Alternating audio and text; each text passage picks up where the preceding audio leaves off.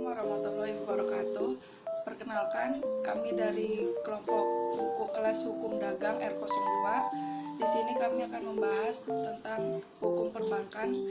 Perkenalkan, saya Revina Putri dengan NPM 213300516194. Saya Puspita Widiastini dengan NPM 213300516198. Saya Devita Ramadhani dengan NPM 223300516098.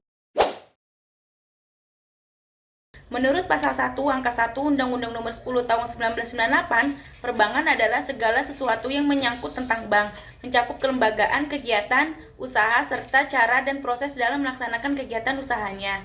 Sedangkan pengertian bank menurut Pasal 1 Angka 2 Undang-Undang Nomor 10 Tahun 1998 adalah badan usaha yang menghimpun dana dari masyarakat dalam bentuk simpanan dan menyalurkannya kepada masyarakat dalam bentuk kredit dan bentuk lainnya.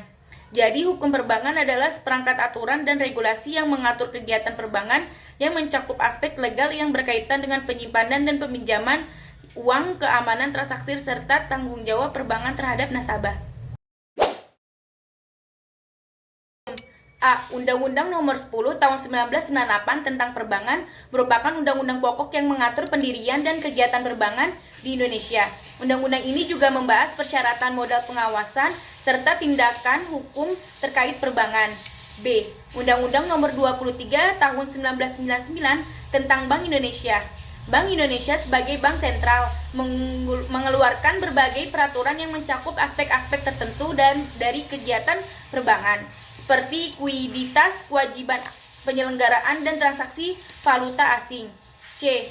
Undang-Undang Nomor 21 Tahun 2011 tentang Otoritas Jasa Keuangan menetapkan pembentukan OJK sebagai otoritas pengawas perbankan yang memiliki wewenang mengawasi dan mengatur seluruh sektor jasa keuangan, termasuk perbankan. D. Peraturan Pemerintah Nomor 74 Tahun 1996 tentang kegiatan perbankan merupakan peraturan pelaksanaan Undang-Undang Perbankan yang memberikan rincian lebih lanjut mengenai izin usaha, penyelenggaraan kegiatan perbankan, serta tata cara pengawasan. E. Undang-Undang Nomor 11 Tahun 2020 tentang Cipta Kerja memberikan beberapa peraturan terkait perbankan untuk memfasilitasi iklim bisnis yang lebih kondusif terkait dengan regulasi usaha perbankan. 1. Prinsip kehati-hatian.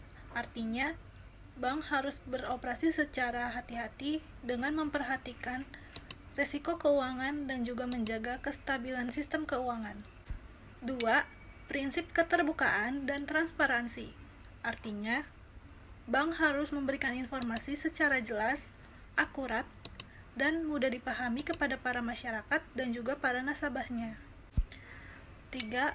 Prinsip keadilan, di mana bank diharapkan dapat berperilaku adil baik kepada para nasabahnya maupun kepada pihak lain yang juga berkaitan dengan kegiatan perbankan.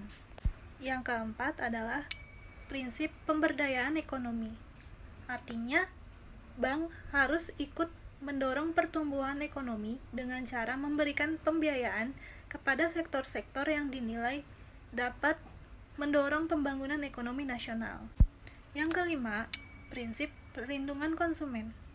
Artinya, bank harus menjaga hak-hak para nasabahnya dan juga memberikan perlindungan terhadap kepentingan konsumen.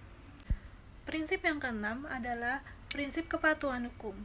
Artinya, bank harus mematuhi segala peraturan perundang-undangan yang berlaku dan juga harus beroperasi sesuai dengan norma-norma hukum yang berlaku. Prinsip yang ketujuh yaitu prinsip integritas. Artinya, bank dan karyawannya harus menjaga integritas dan moralitas dalam seluruh kegiatan perbankan.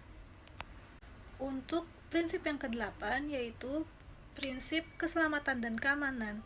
Artinya, bank harus menjaga keamanan informasi dan transaksi, termasuk mengimplementasikan sistem keamanan teknologi informasi. Prinsip yang kesembilan yaitu prinsip tanggung jawab sosial dan lingkungan. Artinya, bank diharapkan dapat mempertimbangkan dampak sosial dan lingkungannya dalam setiap mengambil keputusan. Untuk prinsip yang ke-10 yang sekaligus menjadi prinsip terakhir dalam prinsip perbankan adalah prinsip kepastian hukum, yaitu bank dan nasabahnya memiliki hak dan kewajiban yang jelas sesuai dengan peraturan perundang-undangan yang berlaku sehingga memiliki kepastian hukum. Di dalam hukum perbankan terdapat jenis-jenis dan contoh di dalamnya, yaitu yang pertama ada bank umum. Bank umum yaitu bank yang menyediakan layanan keuangan untuk masyarakat umum dan bisnis, termasuk bank-bank besar yang menyediakan berbagai macam produk dan layanan. Contohnya adalah Bank Mandiri, Bank Negara Indonesia atau BNI, Bank Rakyat Indonesia atau BRI. Yang kedua adalah Bank Perkreditan Rakyat, yaitu bank yang fokus pada pemberian kredit dan layanan keuangan kepada sektor usaha kecil dan mikro serta masyarakat pedesaan. Contohnya adalah BPR Batara Narawangsa dan BPR Wakah Anugrah. Yang ketiga adalah Bank Pembangunan Daerah atau BPD. BPD yaitu bank yang beroperasi di tingkat daerah untuk mendukung pembangunan ekonomi dan infrastruktur di daerah tersebut. Contohnya adalah BPD Jawa Barat, BPD Jawa Timur, dan PBD Kalimantan Selatan. Yang keempat adalah Bank Syariah. Bank Syariah yaitu bank yang beroperasi berdasarkan prinsip-prinsip syariah Islam yang melibatkan sistem bagi hasil dan berbagai prinsip keuangan Islam. Contohnya yaitu Bank Muamalat Indonesia, Bank Syariah Mandiri, dan Bank BRI Syariah. Yang kelima adalah Bank Pembiayaan Rakyat atau yaitu bank yang menyediakan layanan pembiayaan untuk mendukung kegiatan usaha masyarakat. Contohnya adalah Bank BPR Anugrah Usaha Bersama, Bank BPR Surya Abadi. Dan yang keenam adalah Bank Devisa.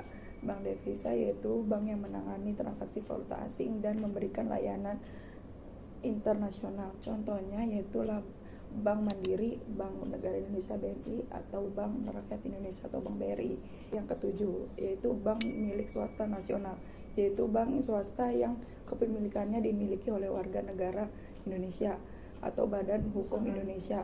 Contohnya yaitu Bank Danamon, Bank CIMB Niaga, dan Bank Permata. Dan yang terakhir bank milik swasta asing, yaitu bank swasta yang kepemilikannya dimiliki oleh warga negara asing atau badan hukum asing. Contohnya yaitu HSBC Indonesia, Citibank Indonesia, Standard Chartered Bank Indonesia. Dalam putusan Pengadilan Negeri Surakarta nomor 84 garing PDT G garing 2014 garing PN Surakarta, seorang nasabah salah satu bank swasta di Indonesia telah menggugat bank tersebut atas dugaan kasus perbuatan melanggar hukum yang dilakukan bank tersebut karena telah merugikan dirinya baik secara material dan non-material, di mana bank tersebut telah mengeluarkan kartu kredit atas nama dirinya namun dengan alamat yang berbeda.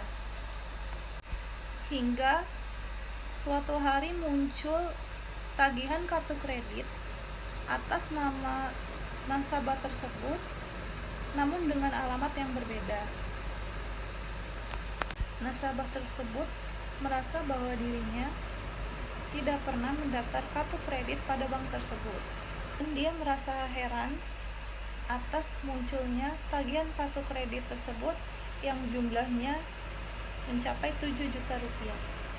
Akibat tagihan yang muncul dari kartu kredit tersebut, si penggugat merasa dirugikan karena bisnisnya harus hancur karena tidak ada lagi perusahaan pembiayaan yang mau membiayai usahanya karena terdapat catatan buruk skor kredit si nasabah tersebut. Padahal nasabah tersebut tidak pernah merasa memakai kartu kredit tersebut. Atas kasus tersebut, bank tersebut dirasa telah melanggar prinsip perbankan, yaitu prinsip kehati-hatian, karena tidak berhati-hati dalam memberikan pelayanan kartu kredit. Demikianlah video presentasi dari kelompok kami. Kami memohon maaf atas kekurangan yang telah kami sajikan dalam video presentasi kali ini. Sekian dari kami. Wassalamualaikum warahmatullahi wabarakatuh.